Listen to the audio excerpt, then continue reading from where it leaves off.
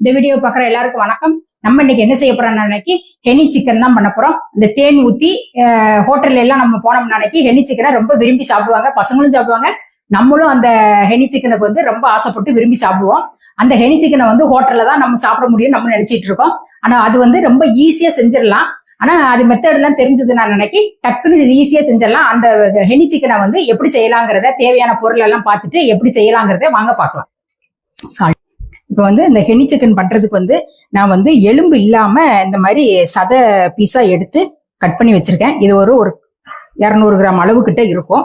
இந்த ஹெனி சிக்கனுக்கு தேவையான பொருள் எல்லாம் போட்டு மிக்ஸ் பண்ணணும். இந்த ஹெனி சிக்கன்ல வந்து இந்த மாதிரி சதை பீஸா இருந்தா நல்லா இருக்கும். அதை விட நம்ம ரெக்க பீஸ்ன்னு சொல்லுவாங்க இல்லையா, விங்ஸ், அந்த மாதிரி கிடைச்சதுன்னா கூட அந்த ஹெனி சிக்கனுக்கு வந்து ரொம்ப நல்லா இருக்கும். ஹோட்டல்ல எல்லாம் முக்கால்வாசி அந்த ரெக்க பீஸை வச்சுதான் போடுவாங்க. நான் இன்னைக்கு இந்த மாதிரி பீஸை எடுத்து இந்த மாதிரி நீளமா இப்படி கட் பண்ணி வச்சிருக்கேன். இந்த மாதிரி இருந்தா இதா இருக்குங்கிறதுனால நான் வீட்டுல வாங்கிட்டு வந்து நான் தான் இப்படி இந்த ஷேப்ல கட் பண்ணி எடுத்து வச்சிருக்கேன். இதுல வந்து தேவையான பொருள் எல்லாம் போட்டு மிக்ஸ் பண்ணிடலாம். இப்போ வந்து நான் மிளகுத்தூள் போடுறேன். மிளகுத்தூள் வந்து 1 ஸ்பூன் கிட்ட போடுறேன். அதாவது சின்ன ஸ்பூன், இந்த ஸ்பூனால 1 ஸ்பூன் கிட்ட போட்டிருக்கேன். 1/4 ஸ்பூன் இஞ்சி பூண்டு பேஸ்ட், இந்த தேவையான உப்பை வந்து உள்ள போட்டுறது. இது வந்து ஒரு 1/4 டீஸ்பூன் இருக்கும். உப்பையும் போட்டுறேன். இதுல வந்து கார்ன்ஃபிளவர் மாவு வந்து ஃபர்ஸ்ட் வந்து ஒரு 1 ஸ்பூன் 1.5 ஸ்பூன் கிட்ட கார்ன்ஃபிளவர் மாவு போடுறேன். போட்டுட்டு கலந்து பிசைஞ்சு எடுத்துட்டு அதுக்கப்புறம் தேவைப்பட்டா அப்படி போட்டுக்கலாம். ஆனா கார்ன்ஃபிளவர் மாவு வந்து இதுல வந்து நிறைய இருக்கக்கூடாது. நிறைய ஒரு ரொம்ப திக்கா ஒட்டிட்டு இருந்தது அப்படின்னு சொன்னோம்னா அந்த டேஸ்ட் வந்து நல்லா இருக்காது. ரொம்ப இதுவா இருக்கும், ஹார்டா இருக்கிற மாதிரி இருக்கும்.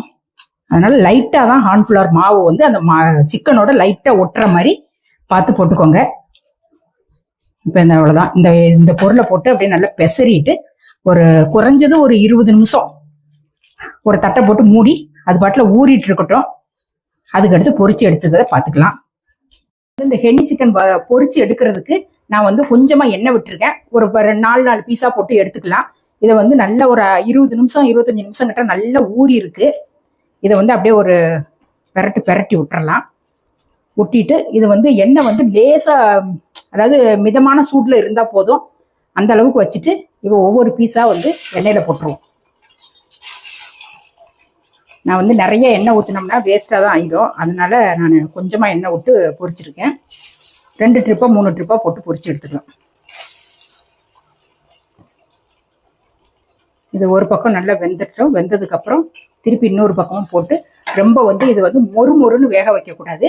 ஓரளவு கொஞ்சம் கறி வந்து வெந்து சாஃப்டானா, ரொம்ப மொறுமொறுன்னு இருந்தா அந்த எண்ணெய் ஊற்றும் போது ரொம்ப மொறுமொறுன்னு வாயில தென்படும். அதனால கொஞ்சம் சாஃப்டா வேகிற மாதிரி வேக வச்சு எடுத்துருவோம். பொரிச்சு எடுத்துட்டு இதை வந்து அடுத்து தாளிக்கிறத பார்க்கணும். தாளிக்கிறதுக்கு வந்து நான் ஒரு 2 ஸ்பூன் கிட்ட வெள்ளை எள்ளு எடுத்துட்டு சட்டியில போட்டு லேசா வறுத்து எடுத்து வச்சிருக்கேன். வறுக்கும் போது நான் உங்கள்கிட்ட காட்டல.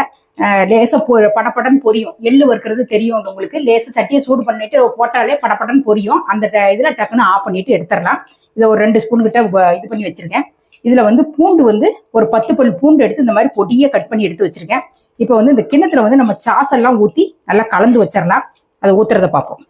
அதுக்குள்ள இது வந்து நான் சாஸ் கிண்ணத்துல ஊத்துறதுக்கு போனேன். அதுக்குள்ள இது வெந்துருச்சு. அதனால அப்படியே எல்லாத்தையும் ஒரு திருப்பி விட்டுறலாம்.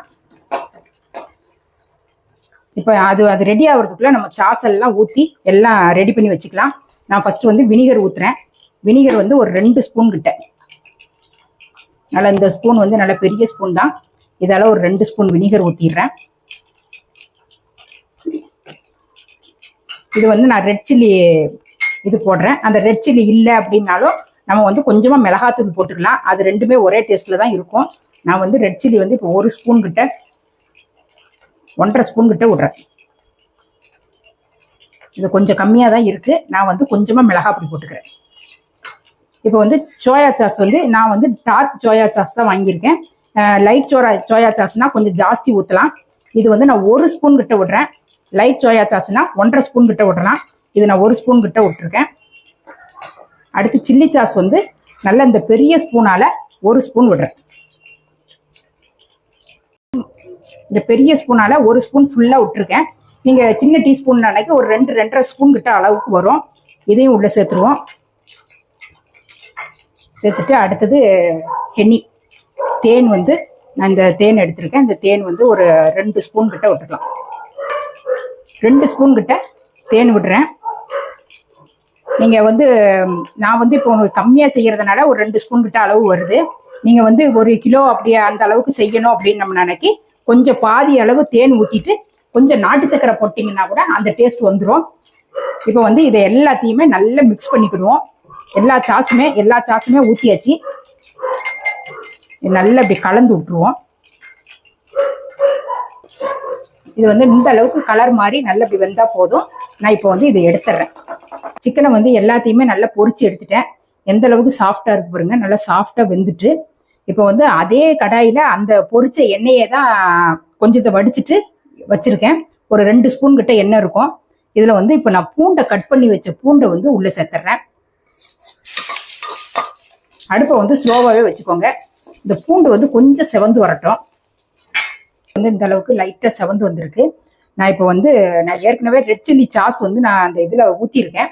அது கொஞ்சம் கம்மியாக இருந்ததுனால ஒரு 1/4 டீஸ்பூன் கிட்ட மிளகாய் பொடி போடுறேன். ரெட் சில்லி சாஸ் இருந்தது அப்படின்னம்னா அதுலேயே ஒரு 1.5 ஸ்பூன் கிட்ட விட்டுட்டோம் அப்படின்னா இந்த மிளகாத்தூள் கூட போட தேவையில்லை. அப்படியே சாஸை எல்லாத்தையும் கலக்கின சாஸை வந்து உள்ளே சேர்த்துடலாம். இப்போ வந்து இதை சாஸை எல்லா சாஸும் மிக்ஸ் பண்ணி வச்சுருந்தோம் இல்லையா, அதை வந்து நான் உள்ளே சேர்த்துறேன். சேர்த்துட்டு கொஞ்சம் தண்ணியும் கலந்து ஊற்றிடலாம். இப்போ வந்து தண்ணியும் கொஞ்சம் சேர்த்துட்றேன். சேர்த்துட்டு கொஞ்சம் நேரம் சூடு ஏறணும் இந்த சாஸ் எல்லாமே. இப்போ வந்து இதுக்கு தகுந்த உப்பும் வந்து சேர்த்துடணும். ஏற்கனவே நம்ம வந்து சிக்கனுக்கு தகுந்த உப்பு வந்து போட்டு சிக்கனை வந்து பொரிச்சு எடுத்துருக்கோம். இப்போ இந்த சாஸுக்கு தகுந்த உப்பு வந்து சேர்க்கணும். இது ஒரு 1/4 டீஸ்பூன் கிட்ட இருக்கும். இந்த அளவு போட்டுட்டு நல்லா கலந்து விட்டு லேசாக சூடு ஏறட்டும். சூடு ஏறி இந்த சாஸ் வந்து கொஞ்சம் திக்காக வரணும். இதெல்லாம் சாஸ் எல்லாம் இந்த அளவுக்கு கொதிச்சு இந்த அளவுக்கு அப்படி திக்காக வரணும். நான் வந்து கொஞ்சம் டேஸ்ட் பண்ணி பார்த்தேன். கொஞ்சம் எனக்கு வந்து கொஞ்சம் இனிப்பு சுவை வந்து கொஞ்சம் கம்மியாக இருந்த மாதிரி இருந்தது. நான் வந்து கொஞ்சம் தேன் வந்து இன்னும் எக்ஸ்ட்ரா 1 ஸ்பூன் கிட்ட தேன் சேர்த்துருக்கேன். ஒரு 1/2 டீஸ்பூன் கிட்ட டொமேட்டோ சாஸும் சேர்த்துருக்கேன். இப்போ எல்லாம் வந்து அதாவது இனிப்பு, புளிப்பு, காரம், உப்பு எல்லாமே அதில் கரெக்டாக இருக்கிற மாதிரி டேஸ்ட் பண்ணி பார்த்துட்டு அதுக்கப்புறம் லாஸ்ட்டாக சிக்கன் போடுங்க. இப்போ வந்து லாஸ்ட்டாக நான் வந்து ஒரு 1/4 டீஸ்பூன் கிட்ட மிளகு பொடி போடுறேன். இந்த ஃபர்ஸ்டே மிளகு பொடி போட்டு ரொம்ப நேரம் கொதிச்சுது அப்படின்னு சொன்னோம்னா இந்த மிளகு வந்து ஒரு மாதிரி கசப்பு தன்மை வர்ற மாதிரி இருக்கும். அதனால இப்போ லாஸ்ட்டாக போட்டுட்டு இப்போ சிக்கனை சேர்த்துறேன்.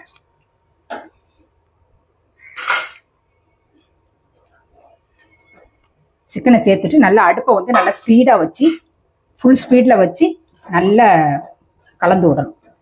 கலந்து விடும்போது ஒரு 5 நிமிஷம் கிட்ட அந்த சிக்கன் வந்து இதாக அனுச்சின்னு சொன்னோம்னா உள்ளுக்குள்ள நல்ல இனிப்பு எல்லாமே தேன் எல்லாமே நல்லா ஊறி வரும்.